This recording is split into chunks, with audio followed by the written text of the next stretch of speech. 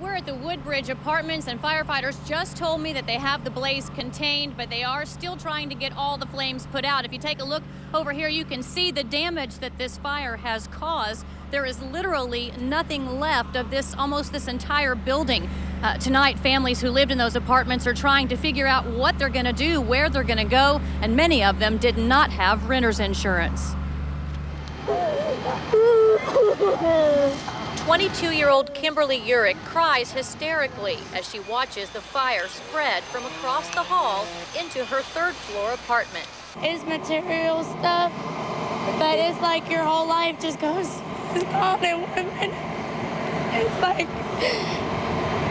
I mean, family heirlooms that I had gotten, personal documents that I didn't need to lose are just gone. Just before 2, Kimberly came home to find smoke pouring from a basement unit. She called 911 and has been staring at the destruction ever since. It's just now taking her apartment over, so, you know, we're just devastated, but yet we're thankful nobody was hurt. The 4-alarm fire spread quickly. Firefighters on the scene tell News 2 wind was a big part of the problem, and the fact that these apartments are made almost entirely out of wood.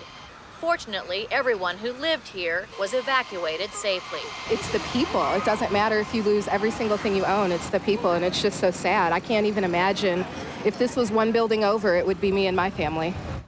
Now you can see firefighters on the second floor there still trying to put out what's left of the flames. We do not know what caused this fire yet. But again, firefighters do say they have the blaze under control. The strategy now is going to be to stick around and make sure that it does not reignite and spread further damage. And of course, to find help for those families that now have no place to go. Now, I was just informed that there was one firefighter who did have to be transported to the hospital with minor injuries, but none of the residents here were hurt. And folks here are urging anyone affected by this fire to go to the rental office here for help from the Red Cross. We'll stay on the scene and give you live updates as they become available. Reporting live in Glencliff, I'm Christi Lowe. Christi? Well, Ann, we are at the entrance to Hamilton Creek Recreation Area where, as you said just moments ago, police did capture William Bohannon, who was hiding in the woods. We have some amazing video to show you now where you see him here being escorted to the edge of the woods. That's just moments after one of the police canines tracked him down, and officers quickly had him on the ground and in handcuffs. Now, agents, we're told, were working on a tip that Bohannon might be, in fact, camping out here. They shut down the entire Hamilton Creek Park and evacuated the area. They had a chopper in the air and, of course, the canine. And just moments after they started their search, their efforts paid off. Again, William Bohannon is now in police custody. A few minutes ago, he was taken by ambulance to the hospital. I'm told he does have injuries from the canine, as well as some leg injuries from the escape itself.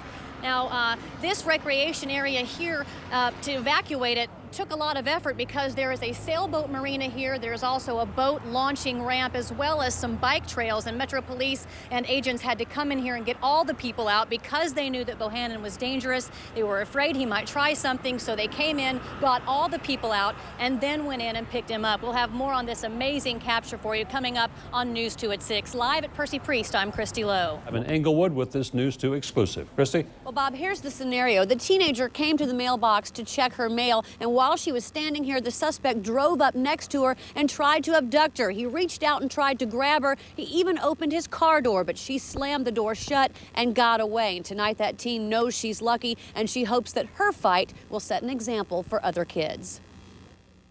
He starts talking sexual to me and tries to tell me that he'll give me all the money in the world if I will do sexual favors for him.